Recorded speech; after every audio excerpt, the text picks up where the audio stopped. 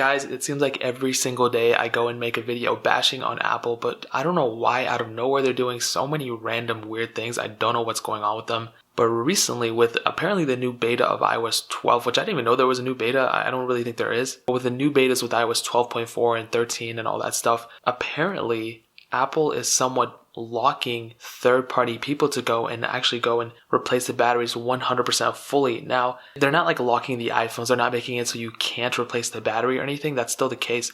But they're making it so you're not going to be able to gain all the full features of, the battery health and battery stats and all those different things if you have a third-party battery. Now, this is all coming from iFixit, which I love. I love them so much.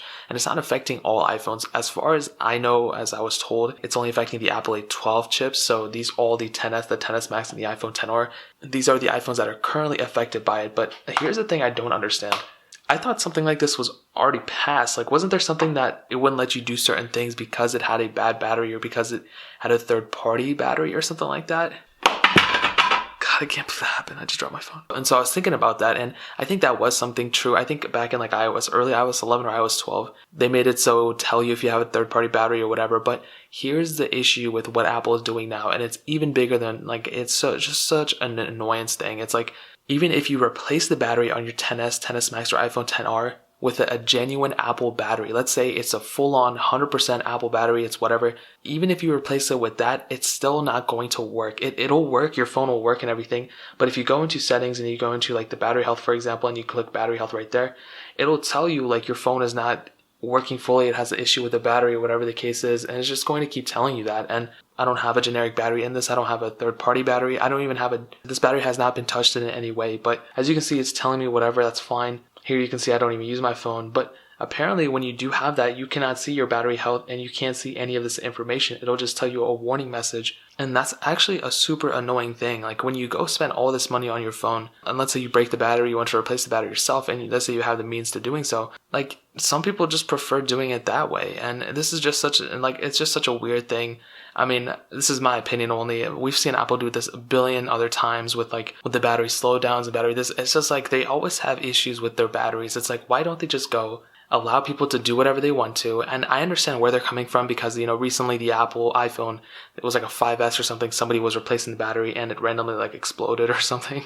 But that happens with all phones, and that happens not even with phones, that happens with everything, like laptops, tablets, cars, things happen all the time. It's not a good thing it happens, but we should have the ability to repair our phones if we want to and get the full features out of it. I think, even back when Apple released the iPhone 7 and made it that if you replace the actual LCD, here's my iPhone 7, your touchscreen would still work, it's dead though, but your home button and your touch ID wouldn't work. And literally, I don't know why they did that. They tied the home button and the touch ID to the screen itself, and that's literally just the peskiest thing they ever did. It was so petty. They should not have done that.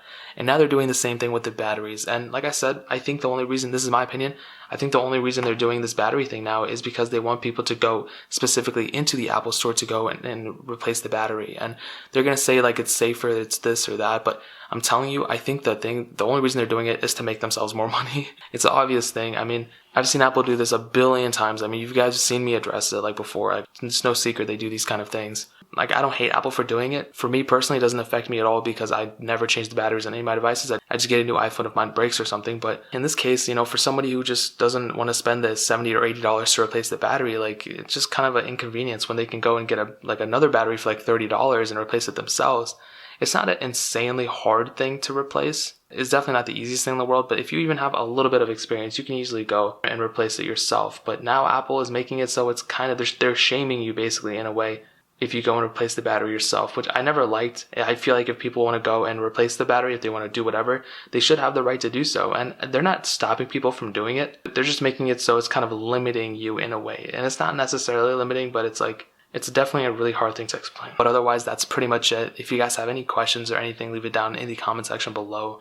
Hit that like button, that would mean so much, but definitely hit that subscribe button. Every single subscriber that we get really does count, so it'll mean so much if you guys could hit that. Also, check out the other links down in the description as well. My Twitter, my Instagram, my second channel. All those things are linked down below. I'd really appreciate if you guys could check it out. But more importantly than everything else, I love every single one of you guys. Hopefully I'll catch you guys in the next video. Peace out to them.